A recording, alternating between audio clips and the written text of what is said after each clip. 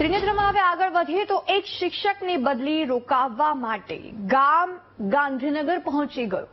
આવું કોઈ કહે તો તમને માન્યમાં આવે ખરું? નહીં આવે. પરંતુ આવું જ કંઈક આજે બન્યું છે, જેમાં ભાવનગરના છેવાડાના ગામના લોકો આજે પોતાના ગામના શિક્ષકની બદલી રોકાવવા માટે ગાંધીનગર સુધી પહોંચી ગયા. જો કે આ કેસમાં શિક્ષકની કોઈ કારણે બદલી નહોતી કરાઈ. શિક્ષકે જાતે પોતાના વતનમાં જવા માટે બદલી માંગી હતી. તો પછી કેમ શિક્ષકની બદલી રોકવા વિદ્યાર્થીઓ ભૂખ હડતાલ પર બેસી ગયા અને ગ્રામજનો ગાંધીનગર પહોંચી ગયા? સાથે સાથે શિક્ષક શું ઈચ્છી રહ્યા છે, આવા તમામ સવાલોના જવાબ જાણીએ આ રિપોર્ટમાં. મેડમ ખૂબ સરસ અભ્યાસ કરાવતા હતા અને અમે અભ્યાસ કરાવી ભણવા આવતા હતા અને અમારા મેડમની બદલી થાય છે તો અમે ભણવાના નથી. મેડમની બદલી રોકાશે તો અમે ભણવા આવશું, પછી ભણવા આવશે નહીં. જો અમારા મેડમની બદલી રોકાશે તો જ અમે ભણવા આવશું અને 3 દિવસ અમે જમતા પણ નથી. અમારા મેડમ ભણાવશે તો જ અમે જમશું, નકર 3 દિવસ સુધી જમશું નહીં. હજી અમારા મેડમની બદલી થવાના કારણે અમે તાળાબંધી કરી હતી.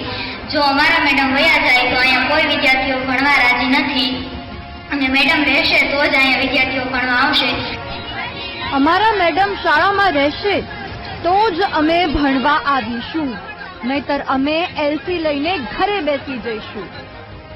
મેડમની બદલી રોકવામાં આવે, આ શબ્દો છે ભાવનગરના છેવાડાના તાતણિયા ગામના વિદ્યાર્થીઓના, જેઓ છેલ્લા 3 દિવસથી શાળાના પ્રાંગણમાં ભૂખ હડતાલ પર બેઠા છે.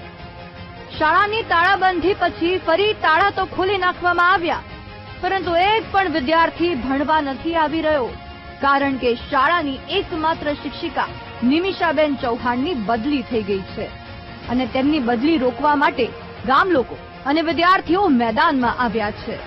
એટલું જ નહીં, વિરોધ વચ્ચે તાતણિયા ગામના લોકો શિક્ષકની બદલી રોકાવવા ગાંધીનગર સુધી પહોંચી ગયા છે. ગામ લોકોને શું ડર છે તમે ખુદ સાંભળો. નિમિષાબેન ચૌહાણ 8 વર્ષથી શાળામાં બજાવે છે ફરજ.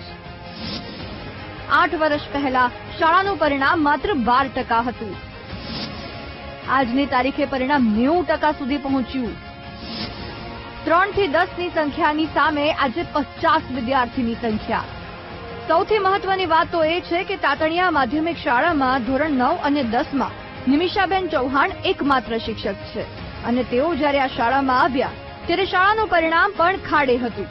દીકરીઓને તો ગામ લોકો આગળ ભણાવતા જ ન હતા, પરંતુ નિમિષાબેનના પ્રયાસથી ગામની માધ્યમિક શાળાના શિક્ષણમાં સુધારો થયો.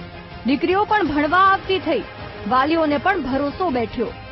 પરંતુ હવે શિક્ષિકાને પોતાના વતનમાં ટ્રાન્સફર મળ્યું છે તો તેઓએ પોતાના વતનમાં જવાનું મન પણ બનાવ્યું, પરંતુ તેમને શું ખબર કે તેમના ટ્રાન્સફરની અસર ગામ લોકો અને વિદ્યાર્થીઓમાં આટલી હદે થશે.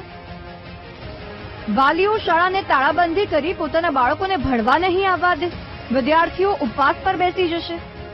અંતે શિક્ષિકાએ વિદ્યાર્થીઓના આંદોલન પછી શું નિર્ણય કર્યો તે પણ અમે જાણવાનો પ્રયાસ કર્યો. આ બાબતે મને તો મારું વતન મળતું હતું એટલે મેં જવાનું તરત વિચાર્યું છે, પણ ખાલી બાળકોએ બહુ મોટી વાત કરી નાખી કે બેન અમારું ભવિષ્ય તમને દેખાતું નથી અને તમે આ બધું આંખ આગળ પાટા કરીને જાઓ છો, યોગ્ય ન કહેવાય. એટલે કાલે સાંજે મેં નિર્ણય લીધો કે મારું વતન ભલે મેં માંગ્યું છે પણ મારા સાસરીમાંથી મને ફૂલ સપોર્ટ આપ્યો છે.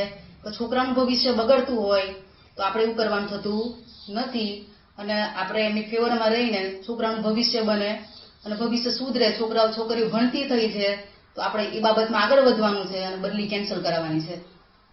તમારો શું નિર્ણય છેલ્લો? મારો છેલ્લો નિર્ણય એ જ છે કે મારા છોકરાઓ માટે મારું વતન હું જતું કરવા માંગુ છું, મારો હક જતો કરવા માંગુ છું. શિક્ષકોની બદલી થાય અને વિદ્યાર્થીઓ રડી પડે, ગામ લોકો તેમને સન્માન સાથે વિદાય આપે, તેવા તો આપણે અનેક કિસ્સા જોયા છે. પરંતુ એક શિક્ષકને રોકવા માટે વિદ્યાર્થીઓ ભૂખ હડતાલ પર ઉતરી જાય અને ગામ લોકો ગાંધીનગર સુધી દોડી આવે તેવી કદાચ આ પહેલી ઘટના છે. ત્યારે શિક્ષક પ્રત્યેની આ લાગણીને જોતા એટલું કહીશું કે દરેક બાળકને આવા શિક્ષક મળે. Dhruvik Gondaliya, VTV news, Bhavnagar.